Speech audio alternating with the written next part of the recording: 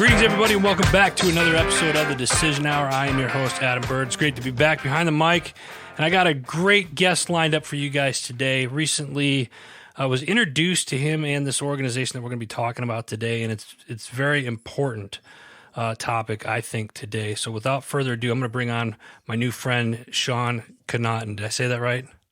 Yes, you did. All right. Yes, I got it. Sean, I appreciate you, brother, for jumping on and allowing us to get to know you and what you're doing. So let's dive right into this.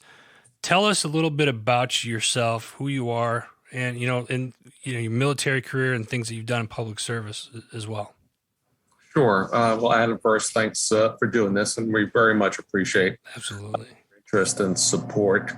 I am a graduate of the Merchant Marine Academy up at Kings Point, New York. When I graduated, I went in the Coast Guard, did active duty there.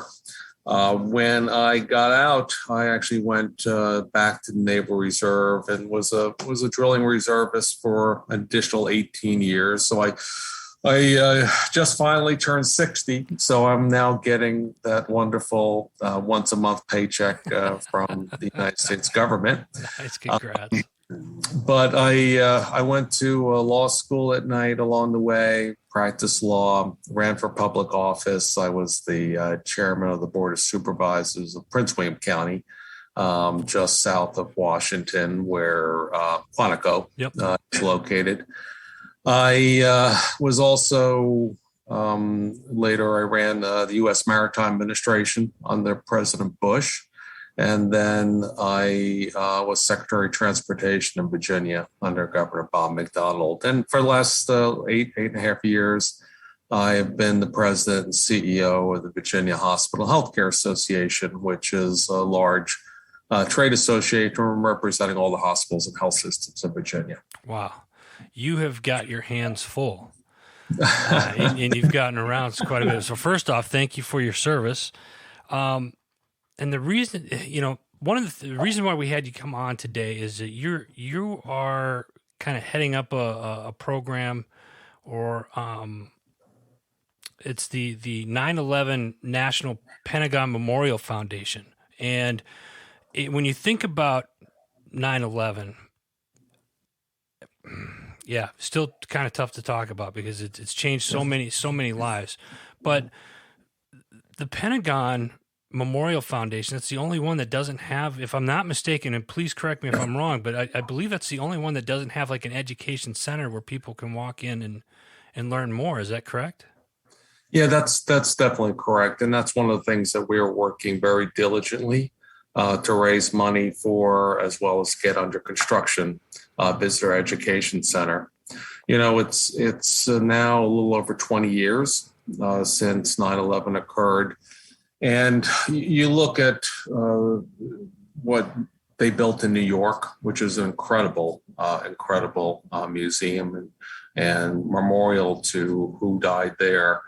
You have in Shanksville, the memorial and an interpretive center. Mm. Yet here at the Pentagon, which was obviously struck for what it is and who was there, and a place where we do get a lot of people coming and visiting. I mean, in fact, I was there this morning, and school groups were coming through. Right. And Adam, when you look at when people try to do these types of projects that we're involved with, it's this build it and they will come. At least they hope they will come. Right. Well, right now we can look at our counters at the memorial that we helped build. We were getting around 1 million visitors a year. And so we have that audience. We have people coming and to remember what happened that day, but we don't have any type of facility to actually provide any context and education. And that's what this project's all about, is our hope to build this. So if you're listening to the show, that means you're already online. Open up another browser and you can actually go to the website. It's pentagonmemorial.org, correct? Yeah, that's correct. Let me ask you this. You stated earlier that you were the Transportation Secretary down in Virginia. Yeah. And I think because I traveled down to DC quite a bit, been to the Pentagon, that whole area, Arlington's literally right across the street. There's not a lot of room. How did you facilitate the land transfer to help this project? I mean, how is that going? Well, basically what ended up happening, and listen, I have some knowledge, experience on building this. In fact, when I was the chairman of the Board of Supervisors in Prince William County, we actually built the very first memorial for 9/11 in Prince William County. Prince William County actually had the highest number of people killed at the Pentagon actually were residents of Prince William. So it was very important to our community to build that, and we were able to accomplish that within less than 6 or 7 years. Now, fast forward to this site and this project. Jim Lachek, whose brother was killed at the Pentagon, whose wife was actually involved with building the memorial in Prince William County. That's how I got to know Jim originally. Jim was sort of the driving force with building the memorial itself that's there at the Pentagon, which I really do encourage your listeners to go and visit because it is a very touching and very appropriate memorial. But the thing is that they never had the opportunity to build an education center, and that's because that memorial is actually on the Pentagon grounds. When Jim and the Pentagon Memorial came to my boss, my old boss, Governor Bob McDonnell, and myself, they were asking about whether there's any opportunity with the potential realignment of what we call Columbia Pike, Pentagon, to actually be able to obtain some of the excess land from the state. Governor McDonnell was very enthusiastic about the project, and we were able to arrange for what was excess land to turn it over to the Pentagon Memorial Fund for this education center. Now, it just so happened that Arlington National Cemetery was also getting some of this land during this road construction. And so they were going to use that to actually extend a little bit further south the National Cemetery. Okay. They made a deal with the Pentagon Memorial Fund of a land swap. And so the Arlington National Cemetery got the Pentagon Memorial's funds land. And then from across the street of the new Columbia Pike, they then donated or made available to us this plot of property, which is a better plot of property for us because it's a little bit closer to the Pentagon and it's right on the flight path. Allows us to then build and construct our visitor education center within the sight lines of where the aircraft went over and into the Pentagon. So it's a win-win for everyone. National Cemetery got more land, more contiguous land. We got a better site, and it's going to enable us to build a facility that has parking for buses, parking for individuals, as well as a very beautiful design that we finally have ended up with that we think everyone will be very, very proud of. That's absolutely amazing because you think about that area and it's like, holy cow, where do you park? Where do you do this? And it's you can't help but every time you go down there, you're in that area, you just picture all of that and what had happened and what transpired that day. And it's the memorial is definitely needed. Again, folks, if you're listening, PentagonMemorial.org. There's a donation button there. How are you guys raising funds for this right now? I mean, is this because I just found out about this? I mean, I knew the memorial was there. I've been down there and I've seen the memorial, but to continue on and do the education center and stuff like that, how are you guys raising funds right now and pushing this out to the public? Well, we're doing it a few different ways. First off, we've raised, our goal is to raise around $30 to $35 million privately. And then we're asking for essentially a match, if not a little bit more, from the federal government. And we've raised close to 15 million so far. And it's a lot of sweat and a lot of sweat equity here. I'm a volunteer. The board's are all volunteers. We're reaching out to business people. We're reaching out to foundations. We're very happy Amazon has given us several $1,000,000. Their new headquarters are going to be on the other side of 395. And we've just been sort of reaching out to particularly businesses and foundations who have some connection to the military, some connection to that day. And so far, we've been very successful. And we think now one of the things that's really positive for us is the long-awaited realigning of the roads over there next to the site.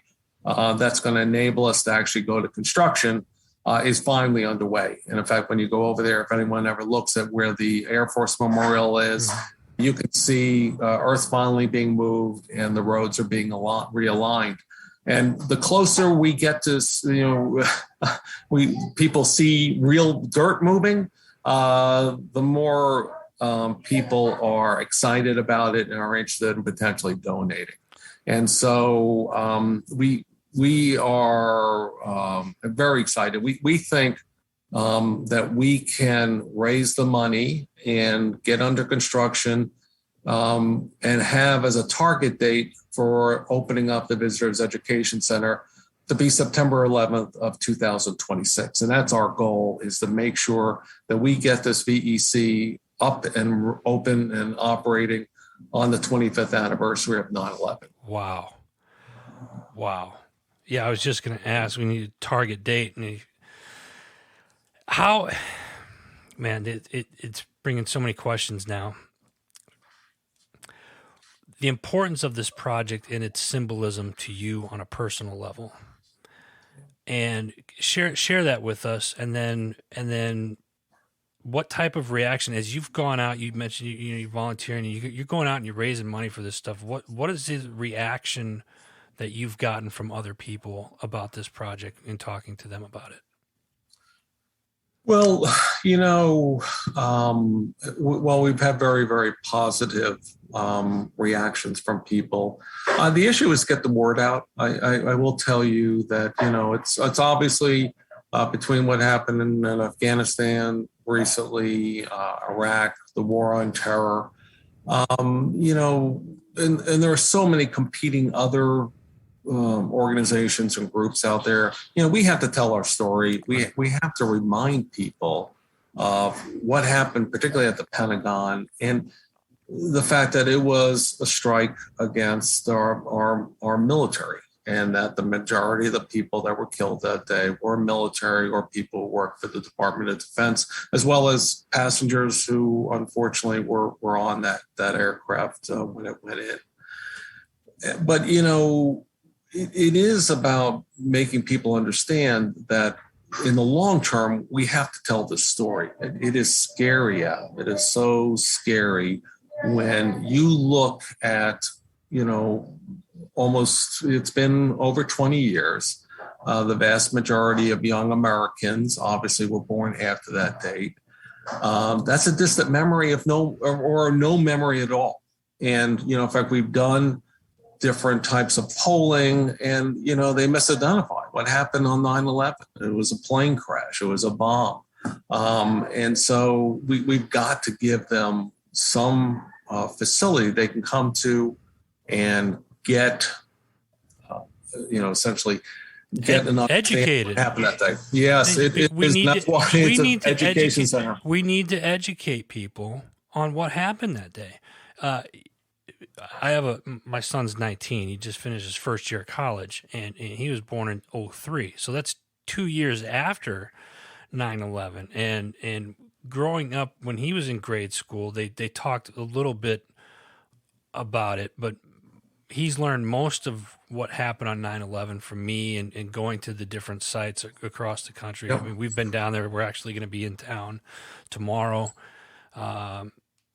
down there as well over the weekend. Because we're coming up on Memorial Day weekend and stuff, and we take the tours of all the places down there.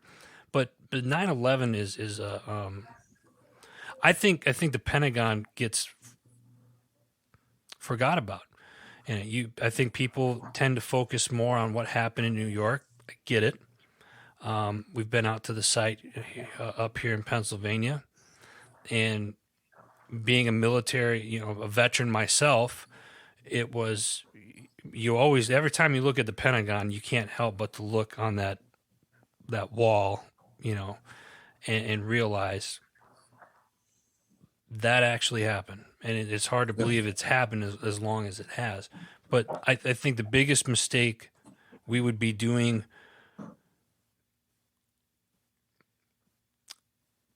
a disservice by not educating people in the future generations to come, so they can learn from what had happened on that day here in the United States.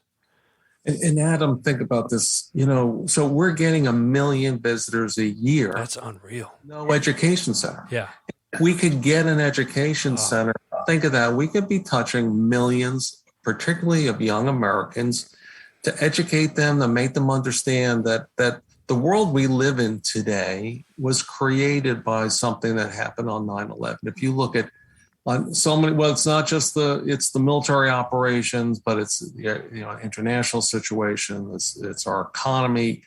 Our world changed that day, and we've got to make sure that our current and future generations understand that and are educated about what happened, how it impacted us, and to remember those who died that day. Because, it is one of these things where we are not being helped by today's internet world, where if you were to Google or look onto different sites, they'll call it a plane crash, they'll call it an explosion, there'll be these various groups that say it didn't happen. And you sit there and go, it happened. I know personally because I was there that day. Right. And I saw, where the plane went in. I saw the pieces where they're reconstructing it in the north parking lot. And these are real events. This was a terrorist attack against the United States, and particularly the United States Department of Defense and our military.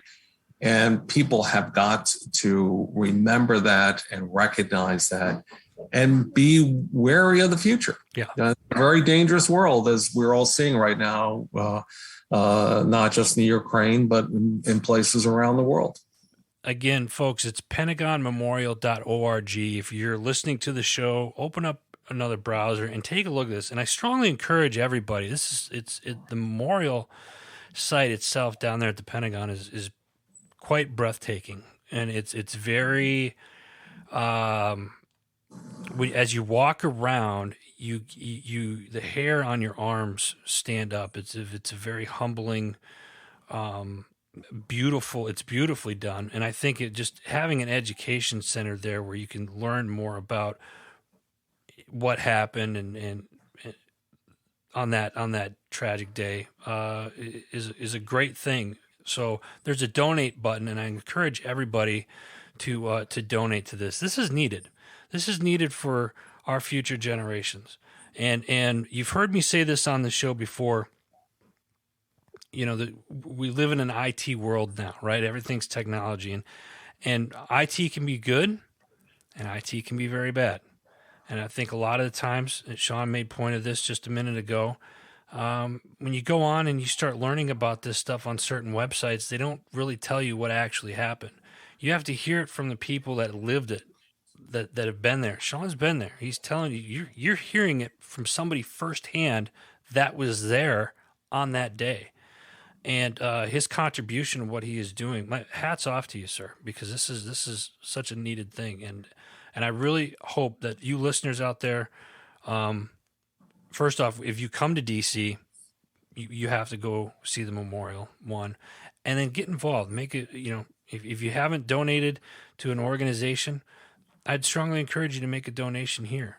Do it today. If you're listening, get on the site and make a donation today. Sean, what else do you want everybody to know about the Pentagon Memorial Foundation? Well, again, it is a volunteer organization. We helped build the original memorial, so we have a track record. In fact, people don't realize that we pay for the upkeep of it through money that we raise, and that obviously this is our main focus for the next several years to get this up and running. And Adam, it is, as you were talking, I do want to just point out another thing that's important about this. You go to the Pentagon, and I've been going there for years. I was a reservist there on several different tours, and I think about the Pentagon when I went back in the 80s and how much more open it was. I mean, how much tour groups could come. I remember walking around the wedges and you see large groups coming through. And that you go there today and it's a challenge. I mean, with security, it's a challenge. And, one of the things that all of us who've served really want to, need to support efforts like ours is to get people back in contact with us in the military, because it's not the way it used to be. And listen, rightfully so, we have very high security. We have to protect the people and the assets, given what we saw it happen on 9/11. But on the other hand, when we wreck those sort of security barriers, it does cut us off from the public and from our future, hopefully our future members of the military. And that's one of the things that this will be right next door to the Pentagon. It's going to tell that story, the story of the military from what happened after 9/11. And again, to reconnect us, to get us back in touch with the young men and women who are visiting right now, who are right now, really can't do the things that we were doing when we were younger and we first joined up. And it is trying to reconnect with the public. And that's one of the things that makes this most exciting, is not only are we doing something that's going to remember what happened that day and its impacts, but also provide an opportunity to educate the future generations about, about the importance of being in the military, to be a patriot, to support your country, to stand for something that is more than yourself. And we do think this is an opportunity to do that. You're bringing a community together. Yep. I love that, Sean. Thank you so much for your time today. Folks, that's all the time that we have today. Again, pentagonmemorial.org. Next time you are in the D.C. area, come on down and check this out. Make sure you go to the website today and make a donation today. As well. Before we let you go, we want to thank our network sponsors, Heroes Media Group. You can go check out all the shows, articles that they have over there. Simply go to heroesmediagroup.com. Until next time, you've been listening to The Decision Hour.